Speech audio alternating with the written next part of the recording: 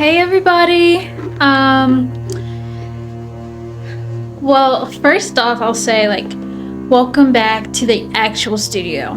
The past 2 episodes were filmed on my couch because I was just comfortable there and just wanted to kick it out on the couch where I was at. I'll give you a little update before we get into today's episode. So I just had a lot of stuff going on.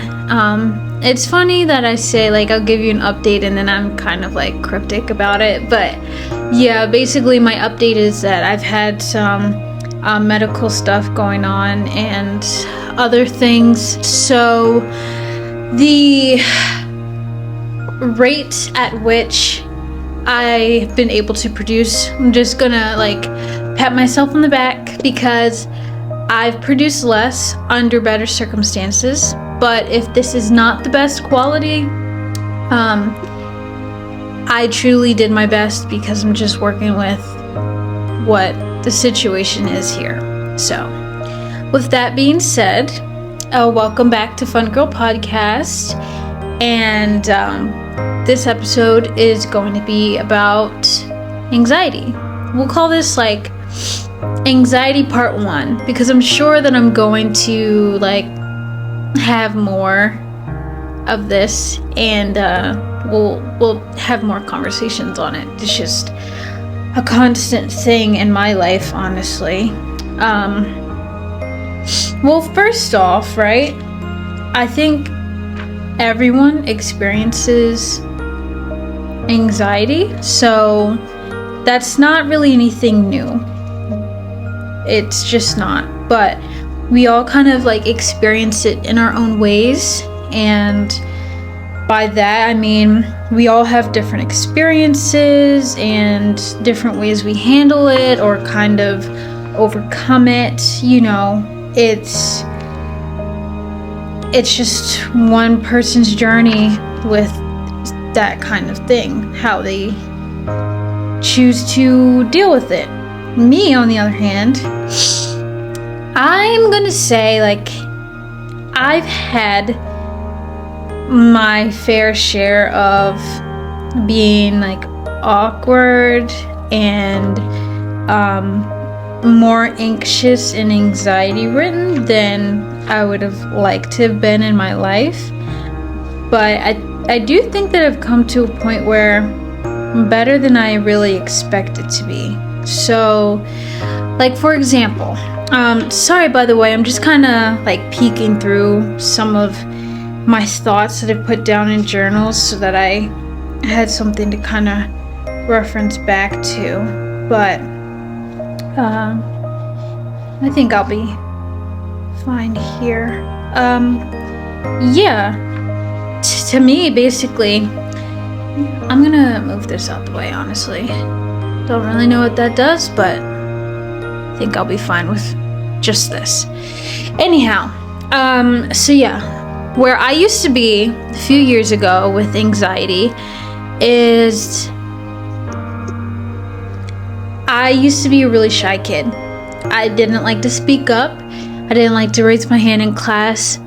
I barely liked to be called on, and that's kind of scary. It gives you anxiety every single day that you're walking into school or when you're walking into a situation that you have to present, or you just have this teacher who calls on you often and you're just why me? I think a lot of people typically have that in the beginning stages of their life. Unless you're a really extroverted kid, then yeah, most of us experience that kind of thing. And for me, that was just that. I'd say there were some days where I felt more confident than others in those situations. If I had the answer to a question I really wanted to share, then yeah, I felt excited to share it and raise my hand and speak up. It just gave me a little boost of confidence when I knew that I had a really good answer or whatever. I also had this time, let's say, I also had this time where I was friends with people who kind of gave me confidence as a kid, and so if I was around them and I spoke up like for the group or whatever, it was fine then. But I really didn't have that all the time, so it was kind of hard to like say that I had a lot of confidence as a kid. I just don't really think that I did. The thing with like anxiety is that it doesn't just have to be in confidence of like speaking in a group setting, or you know, like answering a question in class. It could also just be like having a million thoughts racing through your head. And that's where I feel like, if you want to flash forward, that's where I feel like I'm at today, because I get anxiety most of the time nowadays when it comes to having conversations with people, or like talking to the receptionist at the doctor's office about my insurance. Like I have that issue where I don't really know what to say a lot of the time. So unless you're someone that makes a conversation flow so easily, or I've known you for a while, then sometimes you might just find me sitting there pretty quietly. Sometimes there isn't really much to say, but sometimes it's just like I don't even know what to say, because in my head my mind is racing like, well, you could ask them like a simple question like, so how's your day going? But then that sounds so cheesy, and are they even going to answer that? Are they going to ignore you?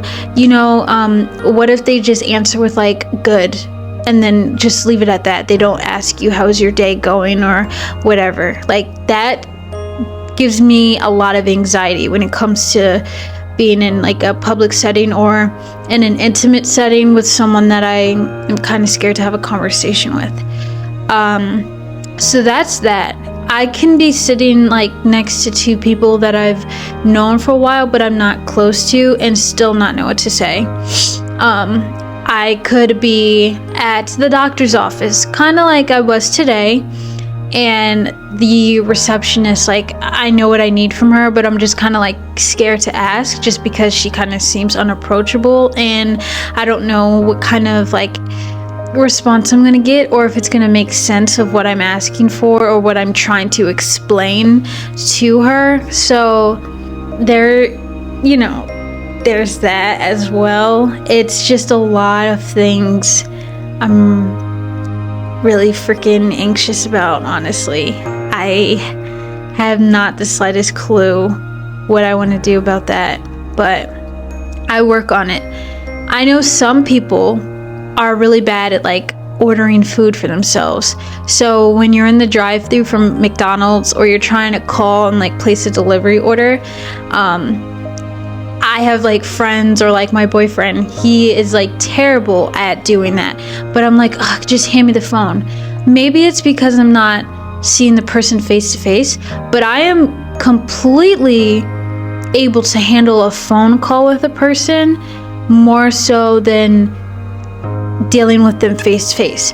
Whereas in a weird sense, my boyfriend face to face is really good with talking to people, and he's just very likable and conversation flows naturally for him. But maybe that's just like an example of how our anxieties are a little bit different. And I feel like I have social anxiety in that front, because I'm also scared to make conversation with people that I kind of sometimes want to. Like in a situation where like I'm really wanting to talk to someone, I feel like they might be nice. Sometimes that still scares me. Like they either seem unapproachable, or it's just me that I can't do it. So sometimes I just miss out, and I really don't. It's really hard. Or like this, right? Let's say you get past the point of being too scared to speak up and like start a conversation with someone, right? You get past that and we're doing good.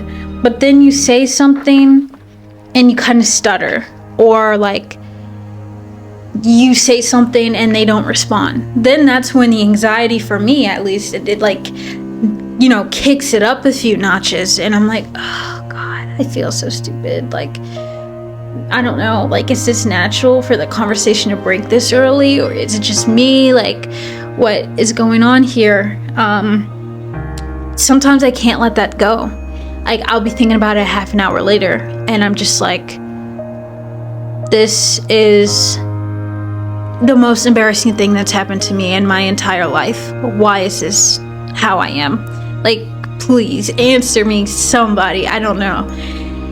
And following that feeling I get, that anxiousness from feeling embarrassed due to my anxiety, I let that ruin my future moments with people. Because, like, I'll give this for an example, right? I was trying to start like a conversation with someone at a job that I worked at, and the person kind of, I can't remember now, but I feel like they either came back with a response that made me feel really awkward for even saying anything in the first place, or they just didn't respond at all. All I know is that I remember the feeling of being so embarrassed and not being able to let it go, that it ruined me trying to talk to that coworker in the future. And like, sometimes now I don't know what to say, or I'd probably just stop talking to them altogether, just because my anxiety ruined it for me. Their response ruined it for me. I don't know. Like, sometimes you just have to be able to recognize that not everyone is going to give you a great response. Not everyone is approachable. Not everyone is nice and warm. But in my head, like, I wish everybody was, because that's how I try to be to other people. So when they're not, it kind of throws me off, and I can't forget it, and I just go down this rabbit hole of like wondering where I went wrong in this conversation or this interaction in general. I think one thing I wish that I could remind myself more often, which I'm trying to do, is that we all get embarrassed in situations like this, and sometimes you just have to embrace it. You can't control every aspect of a conversation, every aspect of life, and because I'm someone, I think I don't have controlling tendencies to strangers, but in my own life, I wish that I could control everything that happens to me. I wish I could control how conversations go. I wish I could control how situations work, and like all of that. And so I need to kind of understand that you can't always pick up and manage everything to make you look like a perfect person, the perfect conversationalist, the perfect funny, friendly person. That's just not me. I can work on being more natural in those situations, but the person that people will have like one conversation with and they will instantly remember them and want to keep interacting with them, that's just really not who I am. And I'm just learning to accept that and roll with it, while also working on my social anxiety at the same time. That is the hardest part, I think. But you know, in addition to all of that, I think that's my biggest struggle. I mostly get anxiety when it comes to stressing about how a situation might play out. Now, I can say that I've stopped doing that as much, like when there's stuff going on in my life, kind of like at the moment. I haven't really been stressing too much about how things are going to play out. I think I've just been trusting fate and faith to guide me through, as well as like the support of friends and family. But my biggest issue in life is going into new environments or different environments and kind of walking away feeling like a fucking idiot from not getting a great conversation with someone, or kind of stuttering, seeming awkward. But I'm really just trying to embrace it all. Like, I'm more quiet instead of feeling this pressure of needing to be the talkative person that everybody loves. And just embrace that I'm a more laid back, calm person. And remember that you don't have to host every single conversation you have. Someone else can start a conversation with you. And even if you are the one starting that conversation, it could still be, hey, like, I am flowing naturally in this conversation because this person is interesting to me and I'm interesting to them. And that way we both know we are willing to participate.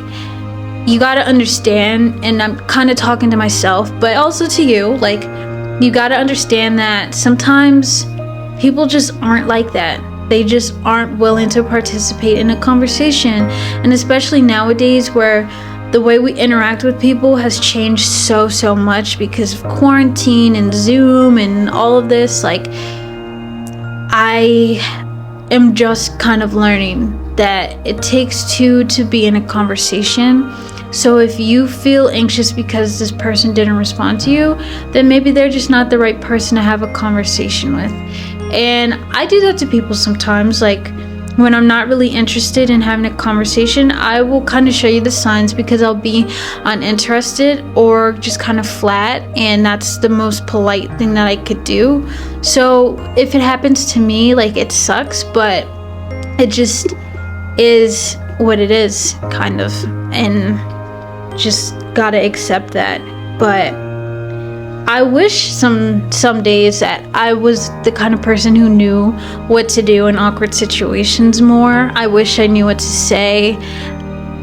That's just not me, and I have to accept that this is okay. I don't have to put this pressure on myself, because in some instances we do really give ourselves anxiety because of the worries and the pressures that we put on. And I don't really want to do that anymore to myself because it's not healthy. It's really not. I moved the seat back a little bit just so that I felt more comfortable. But yeah, I'm really not trying to put that pressure on myself anymore because it's not worth it. It's not worth having that thought be in the back of my head literally for like the whole rest of the day or the next week or every time I see that specific person. It's okay. It doesn't have to be any more, any less than that. So, hey, but I don't know if anyone else has this phenomenon. There was, and sometimes still is, this like cycle that I'd go through when I'd get anxiety. It goes beyond the butterflies. It would be like the deep pit in my stomach. I feel like I have this like sixth sense where the hairs on the back of my neck fly up instantly, and you know, that pang in your stomach. And a few other things would happen to me. If you know me, you kind of know a little bit. But going through that cycle of anxiety right before or after, I would say it's like after you become aware of something, after someone says something that like spikes your anxiety instantly, or after you become aware that, like, let's say your crush or whoever is gonna be at this thing that you're about to walk into, or whatever. The nerves that come from having an anxious moment are literally the worst. And so where I feel like I wish that I could control every aspect of what happens to me is because I hate that feeling so much. I hate when that happens to me, and I hate experiencing that. I'm the only one who knows that it's happening unless I'm like showing it in my face. Even still, it's so embarrassing to have to deal with that. It really, really is. And there's just something about that I truly, truly hate. It's natural, I feel. We all get butterflies every now and then, but I truly do hate to experience that. And I can't. So then, like, I am grateful and blessed that I haven't had to deal with this, but there are people that I know who actually experience anxiety attacks. I don't really think I've experienced a true anxiety attack, or maybe it's just because they come in different forms, but I can't speak too much on that for a personal experience. But from a friend that I knew who used to experience them, that is the bottom of the barrel when it comes to anxiety. You get worked up, you start to hyperventilate, you kind of panic and start talking too much, or you just panic and you freeze up and the world stops. It's just a chaotic moment, or if it's not chaotic, you're completely paralyzed. And so my heart really goes out to people who experience anxiety in that way, because it's hard. So I think all of us, we just really have to learn, like, how can we manage this? How can we do things in a manner of which we will not have to go through these cycles with the butterflies and the panic attacks? And like, what can we do to keep ourselves in positive environments that we don't have to experience this? Is it because I'm around the wrong people who make me anxious too much? Is it because of what goes on at home? Like, do I need to talk to someone who can help me through this? Is it the situations that I'm putting myself in with the kind of friends that I'm hanging around? Like, whatever. We have to really find ways to deal with this, because it's like the worst. It really is. And I just don't wish that for anyone, whether you're used to it or not.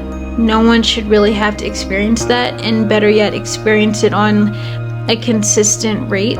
It's hard. It's like completely unbearable in a sense.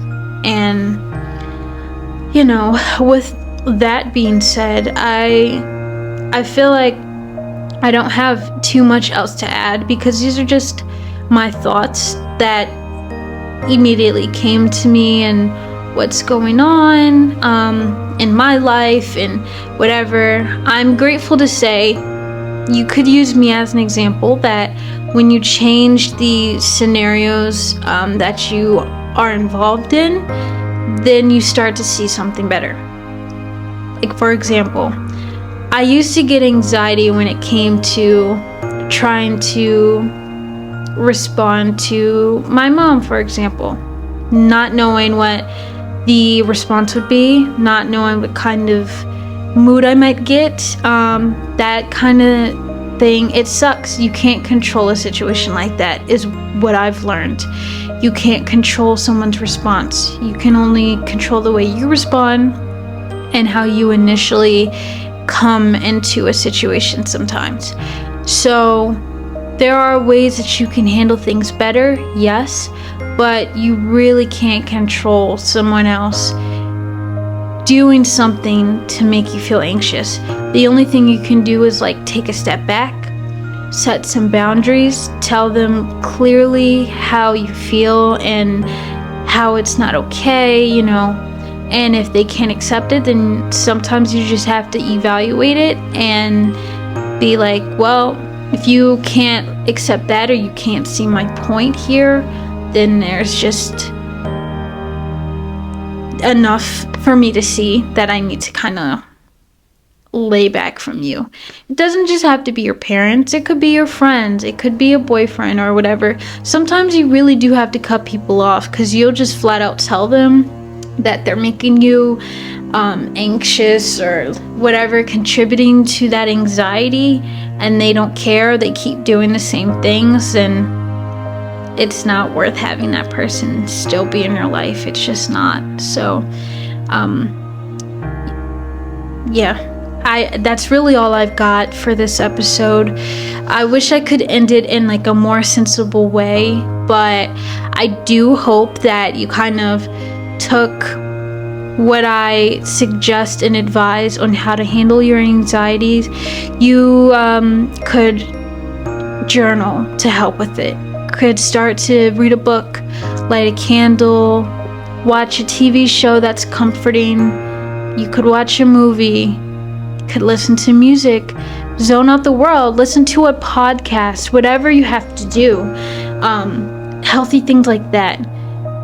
Determining whether certain people still need to be in your inner circle or in your life period, vital in helping you with your anxiety, because if you don't try to help yourself, then it's harder for other people to help you.